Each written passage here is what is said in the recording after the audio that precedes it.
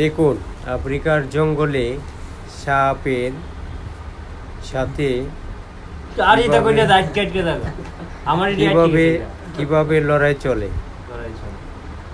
বিচ্ছুটি খুবই ছোট, কিন্তু সাপের সাথে সে অনেক যুদ্ধ করে সাপের বিষ লড়াই চলতেছে, এবং সাপের যে বিষটা ছিল সে খুবই মজা করে খাচ্ছে, কিন্তু সাপটিও অনেক চুপচাপভাবেই তাকে সাহায্য করছে। কিন্তু কিন্তু আমরা তা দেখে খুবই